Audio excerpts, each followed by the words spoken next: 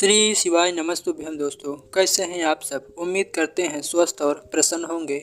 अगर आपके दिन की शुरुआत या घर के किसी भी सदस्य के दिन की शुरुआत दवाओं से हो रही है, गोलियों से हो रही है, पूरे दिन में दो दो बार या तीन तीन बार लगातार दवाइयाँ खानी पड़ रही है, सुबह उठने से लेकर देर रात को सोने तक सिर्फ और सिर्फ दवाई खानी पड़ रही है, तो गुरुजी कहते हैं कि हफ्ते में किसी भी एक दिन किए जाने वाला यह उपाय अगर आप कर लेते हैं तो यकीन मानिए आपके जीवन से भी इन गोलियों का धीरे धीरे कम होना शुरू हो जाएगा।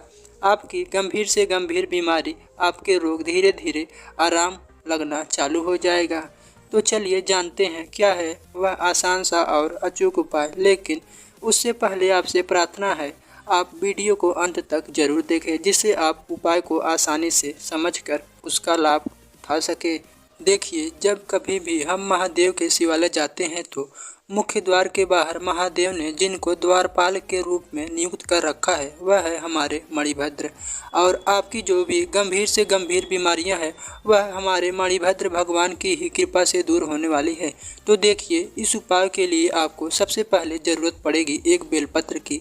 लेकिन हर बार की तरह आप लोगों को एक बात ध्यान रखना है कि बेलपत्र कटी नहीं होनी चाहिए, कहीं से टूटी हुई नहीं होनी चाहिए।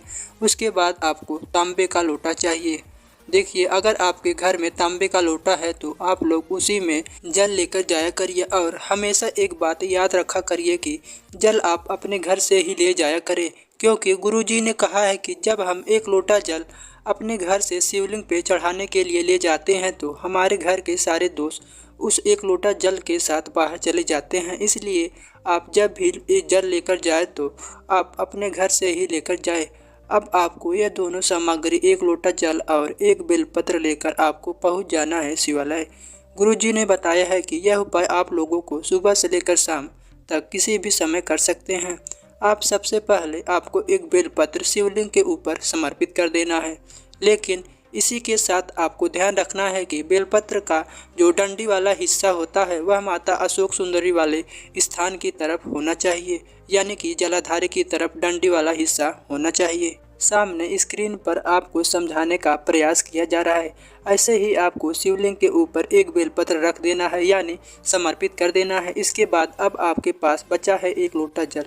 जल आपको शिवलिंग के ऊपर जो आप बेलपत्र रखे हैं उसके ऊपर धीरे धीरे आपको जल समर्पित करना है और श्री शिव महापुराण के मूल मंत्र श्री शिवाय नमस्तुभ्यम का जाप करते रहना है।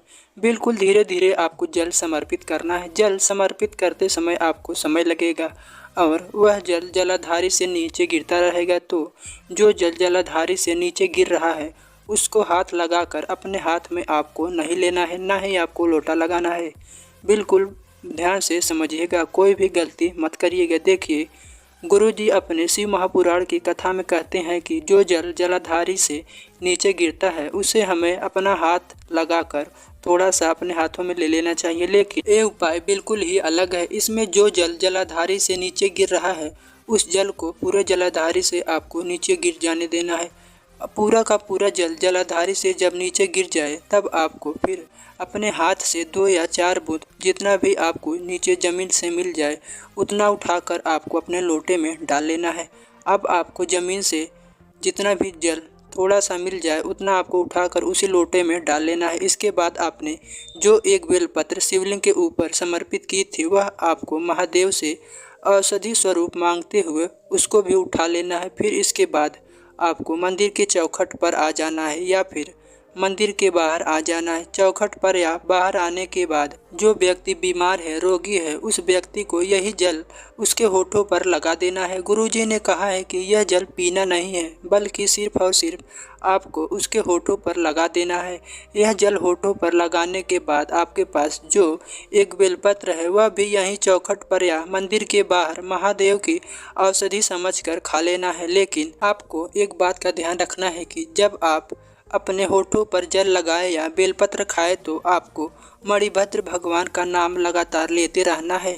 गुरुजी ने कहा है कि अगर आप भगवान मणिभद्र का नाम लेकर जल होठों पर लगाते हैं और बेलपत्र खाते हैं तो हम यह यकीन दिलाते हैं कि आपको अपनी बीमारी से बहुत ही जल्द आराम मिलना शुरू हो जाएगा। गुरुजी कहते हैं यह उपाय आप हफ्ते में एक दिन कर सकते हैं, वह किसी भी दिन आप कर सकते हैं और आपको सिर्फ एक ही बार करना है। अगर आप चाहे तो 5 बार कर सकते हैं, लेकिन हफ्ते में सिर्फ आपको एक ही बार करना है। बहुत ही खास ये उपाय है। अगर आप लोगों को जानकारी अच्छी लगी हो तो वीडियो को लाइक करिएगा। मिलते हैं नए वीडियो में नई जानकारी के साथ। उपाय करते समय आपको कोई भी गलती नहीं करना है। पूरे विश्वास के साथ आपको ये उपाय करना चाहिए। श्री शिवाय नमस्तुभ्यं।